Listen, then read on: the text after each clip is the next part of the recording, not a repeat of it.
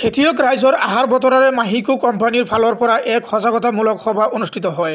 নগাঁও শিলংগনী চলচলিত মাহিকো কোম্পানীৰ ফালৰ পৰা ধানৰ উন্নত মানৰ বীজৰ ওপৰত সজাগতামূলক সভা অনুষ্ঠিত কৰা হয়। বিশিষ্ট সমাজকৰ্মী জালালউদ্দিনৰ আঁতৰা সভাখনিত প্ৰায় 2 শতাধিক কৃষক ৰাইজ উপস্থিত থাকে। মাহিকো কোম্পানীৰ ফালৰ পৰা মাহিকো 5570 আৰু 5569 নৱতেজ আদি হাইব্ৰিড বীজৰ ওপৰত বিতং আলোচনা আগবঢ়ায় কৃষক ৰাইজক। কেনেকৈ কম সময়ত অধিক ধানৰ উৎপাদন পাব পাৰি তাকে লক্ষ্য ৰাখি মাহিকো কোম্পানীৰ কৃষক ৰাইজলৈ আহাৰ বতৰা আগবঢ়ায়। যদি আপুনি মাহিকো কোম্পানীৰ ধানৰ বীজ ল'ব বিচাৰে বা অধিক জানিব বিচাৰে তেন্তে 7012239819 নম্বৰত যোগাযোগ কৰিব পাৰে। চাওক এই প্ৰতি এসময়ত মই খেতিয়ক আছিলোঁ, বৰ্তমান শিক্ষকতা বৃত্তিৰ লগত মই জড়িত। আজি মাহিকো কোম্পানীয়ে মোক নিমন্ত্ৰণ জনাইছে। আজি এইখন সভালৈ আহি মই নথৈ আনন্দিত হৈছোঁ। আমাৰ এই কৃষক সমাজে তেওঁলোকক আহি কৃষক সমাজক যি ধৰণৰ উৎসাহ উদ্দীপনা দিলে তাৰ কাৰণে কৃষক সমাজ যথেষ্ট আনন্দিত হৈছে। আৰু এই কোম্পানীৰ ধান যদি কৃষকসকলে যদি ৰোপণ কৰে তো অধিক লাভৱান হৈ আছে বুলি আমি ইতিমধ্যে ইয়াৰ পৰা এই সভাখনৰ জৰিয়তে আমি জানিব পাৰিছোঁ।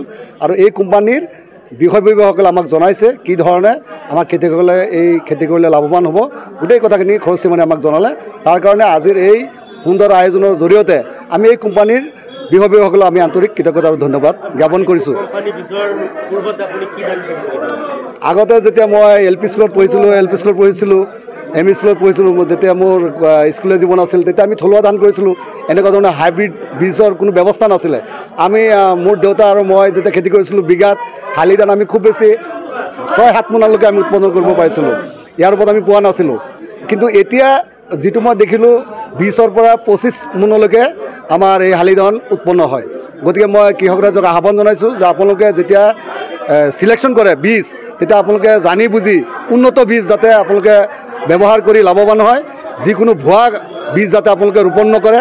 বহুত ক্ষেত্ৰত মই দেখিছোঁ আমাৰ খেতিয়কসকলে মানে ভুৱা বীজ ৰোপণ কৰি ধানৰ বদলি মানে আপোনাৰ পতান নোলায়। খেতিয়কসকলে হাতে মূৰে মানে কপালত মানে হাত দিব লগা হয়, বহুত দুখ কষ্ট কৰে। সেইবিলাক দেখিও আমি মানে ব্যথিত হওঁ। আমি সচেতন যুৱক হিচাপে আমি ব্যথিত হওঁ।